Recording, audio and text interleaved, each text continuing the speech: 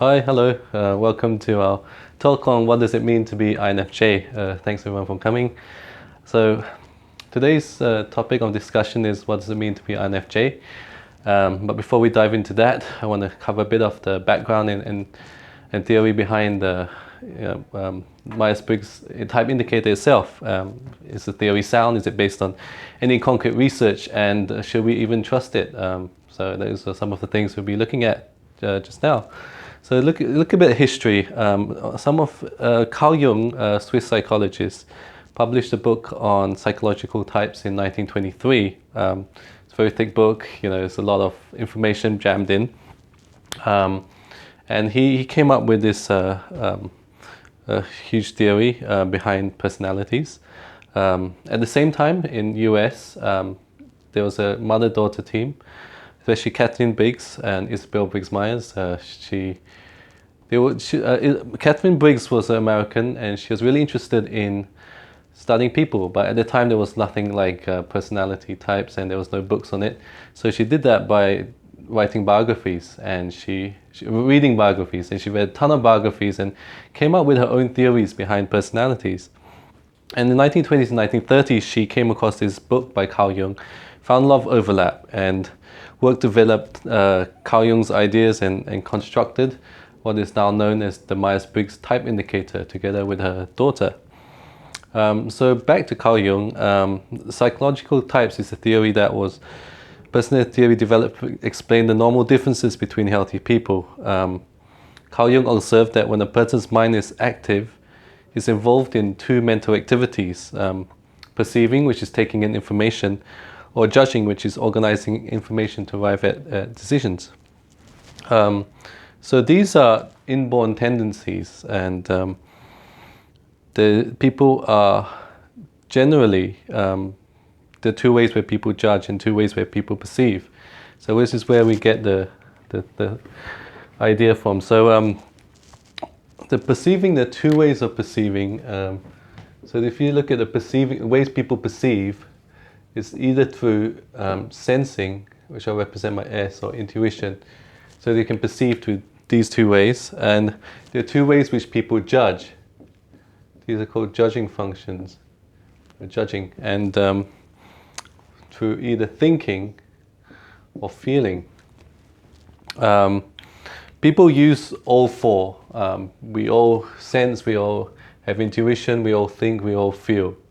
And generally though, people have a preference over one over the other. So if someone has a preference of sensing over intuition, or and if a preference of thinking over feeling. And he also noticed there's one more different thing that was inborn. These are inborn tendencies. And he realized that people were energized in one or two ways. The first way was to the external world. And they were energized through people, experiences, and activities. Or they were energized by the internal world, which is where you get extroversion and intuition coming from. So we have three different dichotomies happening, which are two different pairs. So there's a sensing pair and an intuition pair. So I'll call this the first pair. And then the second pair, which is the thinking pair and the feeling pair. And just rub this out so you can see better. And the third pair is how you're energized, and that's linked to either through extroversion or introversion. That's the third pair. So Carl Jung actually came out with three different pairs. So what happened by then,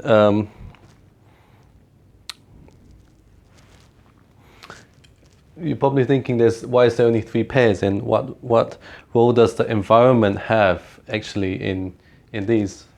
Well, Carl Jung's theory was that these are inborn, so you're born with these things, and though your family, your culture, your education or training, and other environmental factors may affect the way in which you use your preferences, both nature and nurture will also have a very big role in this. these are things that you are born with. So let me give you a very simple example. And so you see I'm right-handed, right? So I write with my right hand. And so I just, if I write my name here, Ping Chong, with my right hand, it's very natural. So let me try that with my left hand. And I tell you, I haven't practiced this that much, but okay. So I can do it, right? And obviously one is more natural than the other, even though I've got pretty bad handwriting. You can see that the right hand is definitely more natural than the left. Same with basketball. If you shoot with one hand, it's more natural than the other. So the MBTI, the Myers-Briggs Type Indicator, is to identify the nature part of it. Whether you're right-handed or left-handed. So whether you have a preference for sensing, whether a preference for intuition, whether you have a preference for thinking or a preference for feeling. These are almost synonymous to whether you're right-handed or left-handed. Either one or the other, whether you're right-footed or left-footed, is kind of the same thing. So, okay, signatures aside, what role did Catherine Myers and Isabel Myers have? Well, they wanted to reach a broader audience, and Jung's work was very esoteric. It was just very hard to understand. His book was tough to read. Most people didn't really understand it. So they added a fourth pair, which is how your attitudes towards the outer world. And these were known as judging or perceiving. So you have 4 pairs. Notice the 4 letters in the Myers-Briggs type. Okay, like INFJ, you have 4 letters INFJ. They're composed of a mixture of these pairs. And actually I realized I should put that there. That should be N to represent intuition.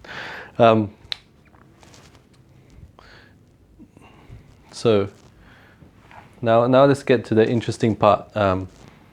So they spent 20 years researching Carl Jung stuff. They came up with the first psychological assessment tool in 1960s after 2 decades of research and testing. And they came up with their first test. And this test has been revised ever since the 1960s to 1998.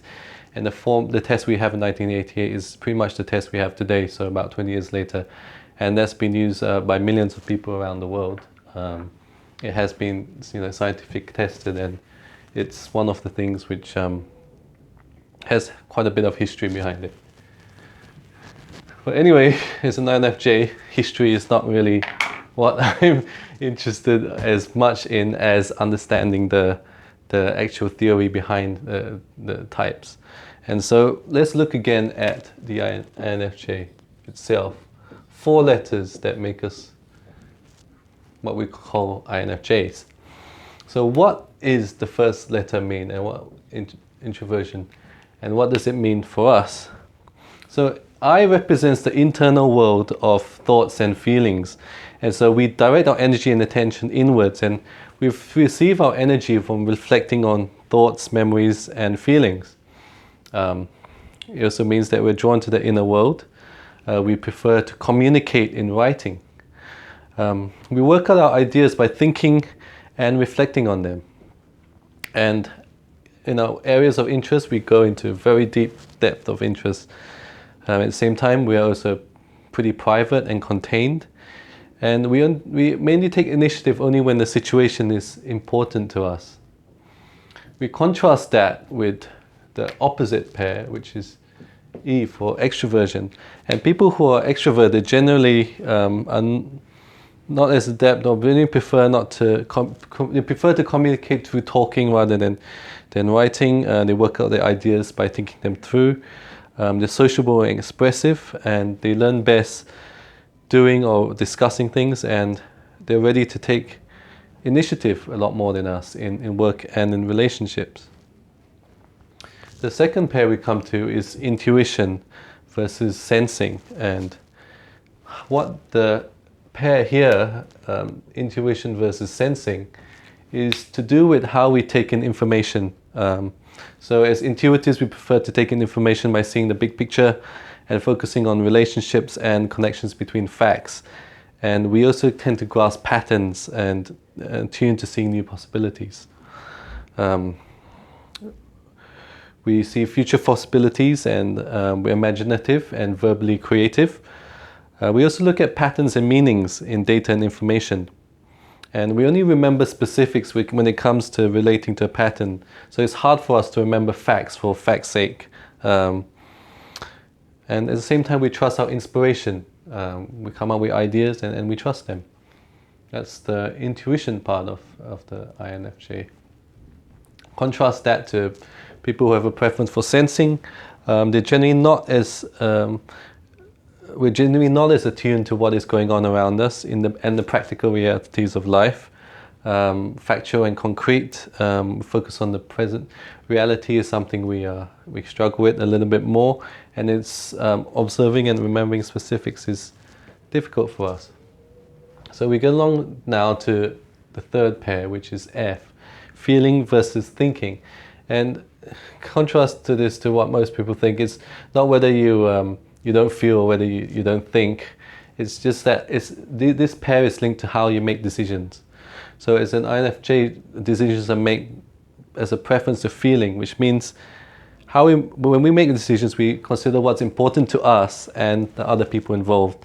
We place ourselves in a situation where and identify where everyone involved, so we can make decisions based on how our decisions and our values of honoring people. And our goal is also to create harmony with feeling dominant person. We want to treat each person as a unique individual. We contrast that to the opposite pair, thinking. People who make decisions who prefer thinking when it comes to decisions. They generally find it easier to detach and remove themselves from the situation and examine the pros and cons objectively.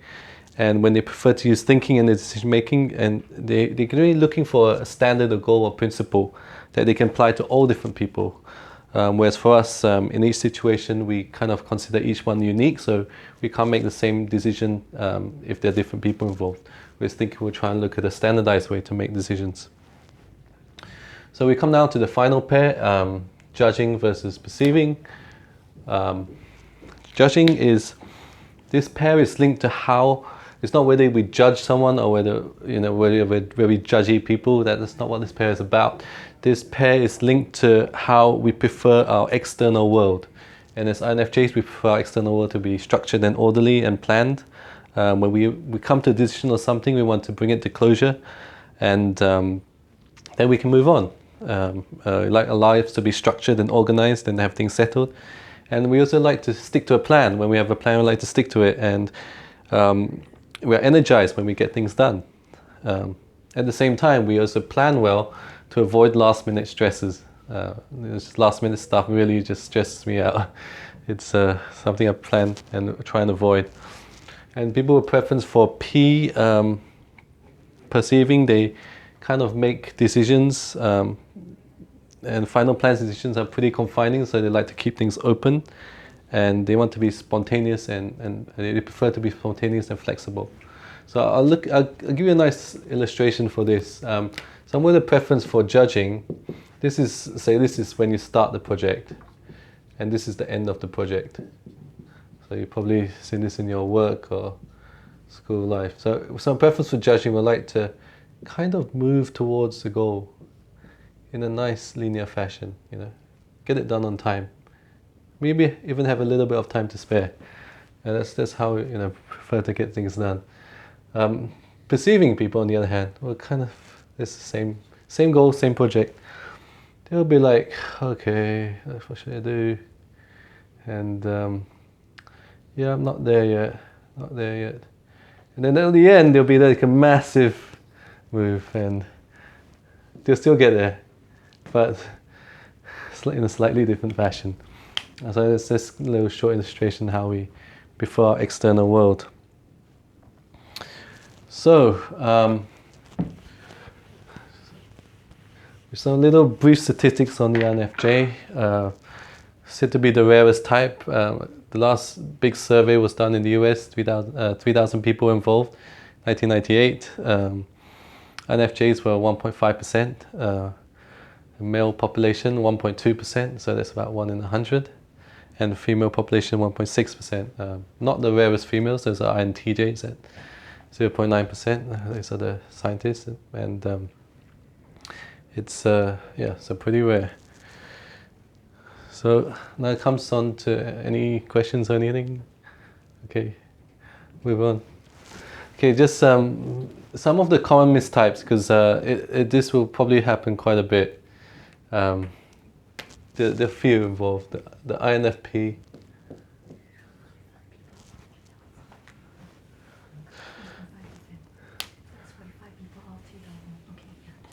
Okay, very good. I'm generating thoughts. So. Yeah. Good ideas.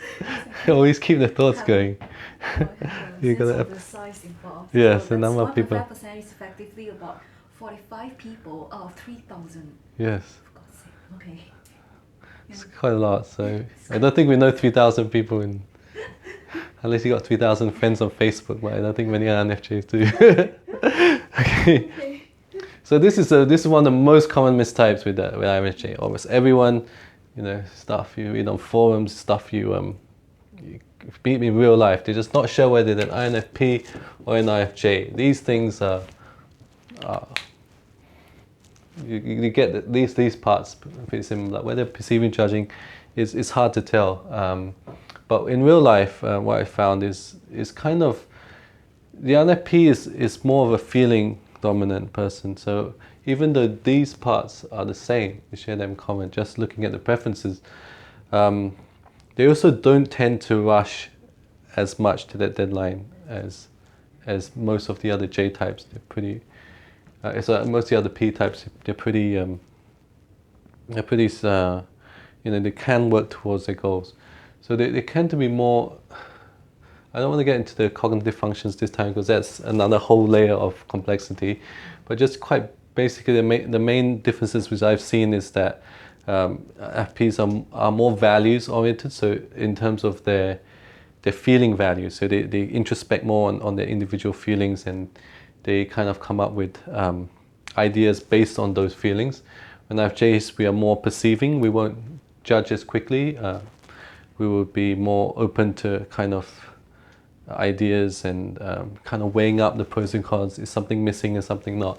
When ISFP will be quicker to react because their feeling function is much stronger. More on that next time because it's actually quite a complicated theory behind that. The other one which I commonly see is the ISFJ and the INFJ, which is, I just write the whole thing here. So the main difference is the sensing and the intuition, but being more of a sensing person, they are more able to be concrete and react in the physical world. They're just generally more out there, more doing physical things. When we'll be INFJs a lot more in our heads where they're doing, everyday tasks. It's just we'll be thinking a lot more, introspecting, and INFJs are a lot quicker. They're more on their feet and doing a lot of things. Third one is the INTJ. This one is also very, very common mistype. I typed as an INTJ for most of my life. Went to boys' school in England. There was not much room for feeling. If you were feeling, it wasn't seen as a good thing. So generally try to hide away as thinking. And a lot of INFJ guys do have that issue as well because the feeling is basically more linked. There are more females than males who are feeling, more males than females who are thinking. So, hang out with off guys, you hang out with our thinking guys. So, as an INFJ, you kind of bring out that ability to blend with the crowd, and so you appear very thinking. But the main difference also is in the feeling and thinking is decision making. That this feeling part develops a lot later in life for many guys, many INFJ guys, and they're less likely to be typed. Girls are less likely to be typed as INTJs, and then guys mistyped rather. And the feeling is the decision-making process. It's again a lot more inclusive. INFJs want to look at external harmony in the room. INTJs are more, kind of scientific and concrete and trying to figure out, the logical structure behind things. So that's kind of the main difference there. Another one which is really, really interesting, 2 letters out of sync, is INTP and INFJ. And the INTP is introvert as well, intuitive introvert. Like think a lot. They also use, if their feeling is quite strong as INFP, they can appear to be very introspective, quite cerebral, ideas driven. But again, the main difference is the type of intuition that's used. And again, I don't want to come into it today. These use a introverted intuition, which is more convergent. So which means like the intuition INFJ uses kind of like looks at many different things and tries to funnel them down and tries to, get eventually to one point. The intuition used here is more divergent. So they start with one idea, they think about it a lot with their thinking, and they diverge. So the directions are different. So you've got converging ideas for INFJ, diverging ideas for INTP. So they like to explore ideas in tremendous amount of depth, where we've given up our ideas and we just want things to converge. I just want one solution to my problem, just give me that one solution. They kind of like, okay, they'll kind of think of many different possibilities, and that would drive us crazy because we want things nice and structured with a J in the external world. And the final type, with common mistype, I've had some INFJ friends think they typed them as ENFJ before, because INFJs are actually not as introverted as many of the other introverts. So INFJs can actually go out a lot, socialize a lot, talk a lot, eat a lot, go out a lot, and sometimes, especially if you're not sure you hang out with groups of people, you may actually think you're introvert, because INFJs also get energized by talking to people. We love people, we like to interact with them, we like to talk, we want to find out what ticks, what doesn't. And it may appear that we're very extroverted and we like to talk a lot. But at the same time, an ENFJ is going to be energized a lot more. At the end of the day, an INFJ, we pretty much want to go home and read a book, curl up, watch TV, do our stuff by ourselves. At the end of the day, ENFJ will still be talking all night if they had the chance, and that energizes them. So there we are, the 5 common mistypes of the INFJ. Brief history, and hopefully you can understand a little bit more about who we are. So any questions? Oh no. Fine, I'll conclude. Okay, thanks for listening, guys. Bye. Thank you.